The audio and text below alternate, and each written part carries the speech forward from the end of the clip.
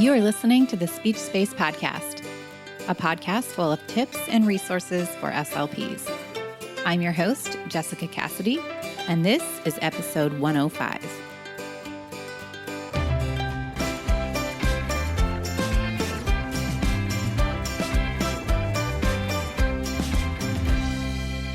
Today, we'll be discussing the important topic of protecting student privacy online.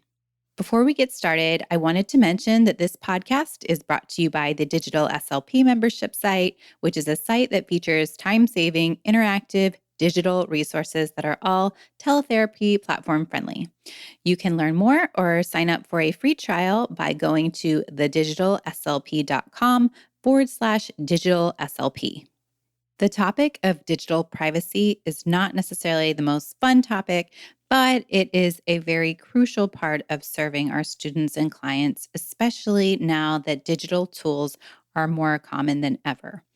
I am really passionate, as you know, about using a lot of these tools, but I'm also passionate about using them safely and responsibly. So I'm really looking forward to today's episode. So let's go ahead and dive right in. I think it's relevant to begin by acknowledging that we are in a very unique historical period when it comes to protecting student privacy online. When the whole world first went into emergency quarantine at the beginning of the COVID-19 pandemic, school districts were forced to transition to online learning practically overnight. Now, this meant that they had to work quickly to adopt technological tools to make this transition possible, and student privacy may not have been the primary concern at that time.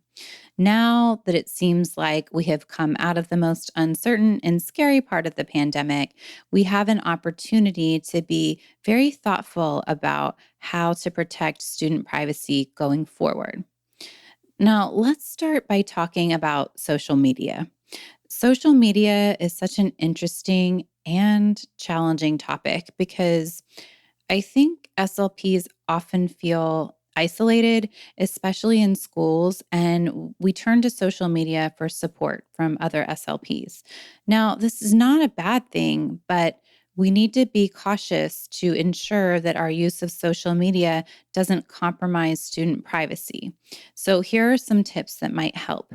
Firstly, do whatever you can to make sure that your own social media accounts are as secure as possible. Use a strong password and implement the strictest privacy settings. And also, don't post the name of your clinic or your school on your social media accounts. Next, be very thoughtful about what you choose to post on social media. We probably know that we should never post student photos or personal information, but beyond those clear guidelines, there are some kind of gray areas. For example, I know that many of us love to post cute stories about the funny things that our students do or say. And these things might seem harmless at the time, but it's so easy for potential identifying information to sneak in. We need to be really cautious about mentioning students' grade levels as well. Another great area is when we post in SLP groups to get feedback about a student's test scores or evaluation results.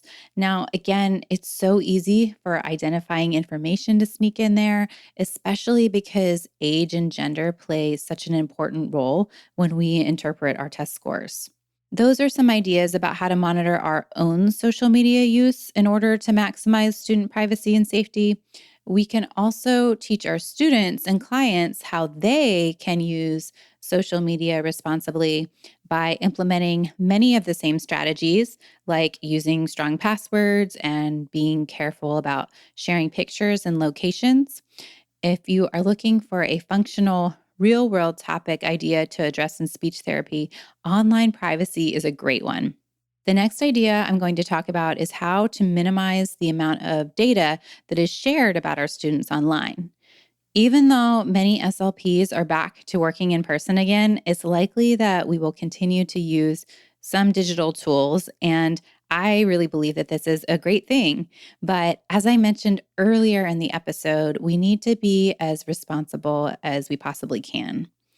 When we're asked to enter information about our students in our digital tools, we can put in the bare minimum. For example, instead of putting in a full name, we might just use initials. And it might seem fun to upload a student photo to go with our profile, but if it's not required, then it's probably better to skip that as an option.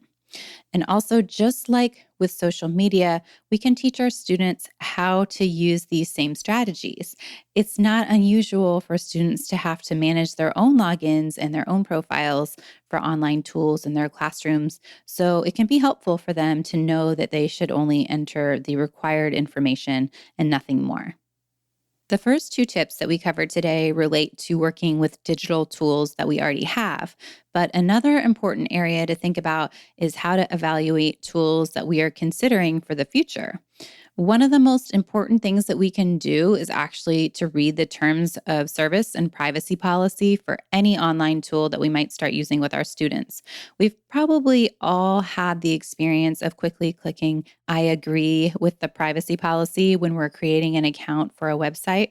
But when it comes to something that will be used with students and clients, we really need to take that extra step of carefully reading the policy. These terms and policies give us important information about what types of data the website will collect and how that data will be used. If anything seems suspicious or unclear, it's a good idea to check in with a colleague who is knowledgeable about technology. And in the school setting, librarians are often experts in this area, and some districts even have chief technology officers. There are also independent third party vetting services that evaluate online tools and then certify them if they meet strict safety and privacy standards. And these can be very helpful. For example, the digital SLP is FERPA certified by iKeepSafe, which is a data privacy protection organization. FERPA is the federal law that governs the protection of students' educational records, and being FERPA certified by iKeepSafe means that the digital SLP meets or exceeds federal privacy standards. Independent certification organizations go through a very complex process when they're deciding whether or not to grant certification to a company.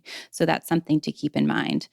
iKeepSafe does extensive testing with a product, and then they help address any security gaps that they might find. And once the product is certified, iKeepSafe stays in touch to help address needs that arise and to provide ongoing training. You might be listening to all this and thinking that protecting student privacy sounds like a lot of work. And honestly, it kind of can be sometimes. But fortunately, over time, it becomes more of an automatic mindset shift. One thing that helps me stay motivated is to remember the reasons why it's so important to take student privacy seriously. So let's go ahead and talk about some of those reasons. One of the clearest reasons to be mindful of protecting student privacy online is that we are mandated to by federal law. We already talked briefly about FERPA, which stands for the Family Education Rights and Privacy Act of 1974. And now this law governs any educational institution that receives federal funding. It protects student educational records, and it also gives parents the right to see those records. So if you work in a school, then it's likely that FERPA applies to you. If you work in a healthcare setting or private practice, then you are probably governed by HIPAA, which is the Health Insurance Portability and Accountability Act of 1996. HIPAA requires that healthcare providers protect the confidentiality of all protected health information, or otherwise known as PHI. There can be some significant consequences, like fines, when these laws are violated. So it's definitely important to do everything we can to stay in compliance. Another reason why we should take student privacy seriously is that student educational and health records have sensitive and personal information in them. These records will follow students for a very long time and can even affect their ability to go to college and pursue other opportunities. Often, the students that we work with are too young to fully understand all of these implications, so it's extremely important that the adults in their lives help protect them and keep their data safe. I just want to offer one last idea to consider, and then we're going to go ahead and wrap up this episode. As SLPs, we work with some students who are uniquely vulnerable, and they may have been bullied, or they may not understand everything that is said to them, or they might not be aware of neurotypical social cues.